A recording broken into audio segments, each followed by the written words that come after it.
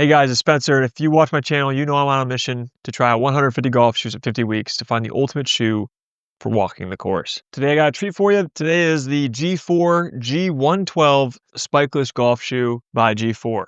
One of the trademark details of G4 is that they like to give you flair and color, so all their shoes and they bolster online is all about adding color to your game. I got 4 pairs of G4s this week, so we're going to try out multiple. In my next video, I'm going to show you a comparison between the MG4 Plus and the MG4 Plus 02s. But let's focus on this shoe here, the G112. Right off the bat, this may be one of my all-time favorite golf shoes. This checks off so many boxes for me, and my feet felt great in it. Immediately, I was thrown off because I thought this was a little bit too short. I thought I might have needed to order half a size up. My toes felt a little bit crammed, like they were too long for the shoe. But after I settled in for a second, it started to get more and more comfortable. Here's some things you probably want to know before you start adding this shoe to your cart. This shoe is super flexible, and as flexible as I look for in a golf shoe. The leather upper is easy, malleable, forms to your feet, doesn't resist you when you're taking steps, and the midsole is just enough. They give you a super wide heel base, and they really accentuate that back. And I love the rubber they use on the outer sole. It's got tons of grip. It's not too stiff. It feels fine when you walk on hard surfaces, and the heel sits ultra low, so you feel close to the ground. I think that's super, super important for the performance in a golf shoe. I don't like to get my heels up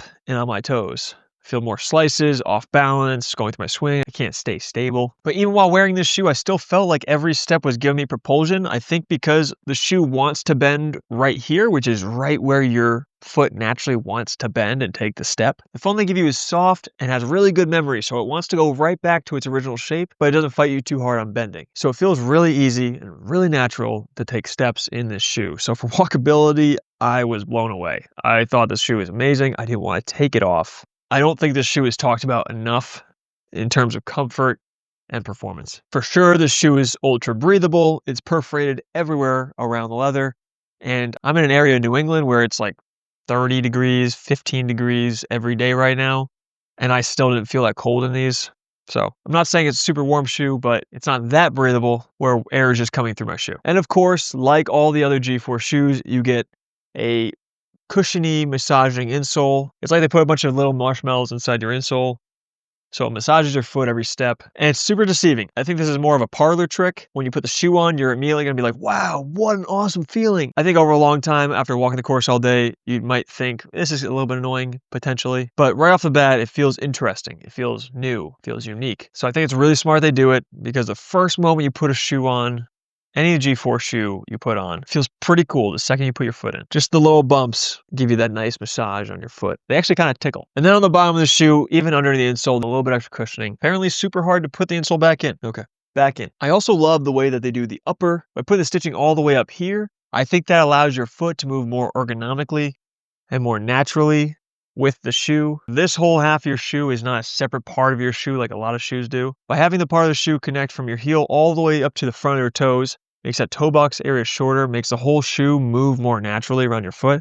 I think that's what they did really good with this, because not many shoes, especially in golf, you see do the stitching all the way up to here on the toe box. I love how they made the profile of the shoe slim around the arch. Some shoes just stay fat. The upper and the midsole jut out to give your foot that support. And like archwork, it actually bends back inside and makes the profile of the shoe a lot slimmer and crisper. So you don't have this super wide shoe and you get the slim profile. I thought that was really clever on the way they do it. When you hold the shoe, you can really see that rather than supporting it from straight up, it's more on an angle. I think that's a super clever design. So I absolutely love the comfort of this shoe.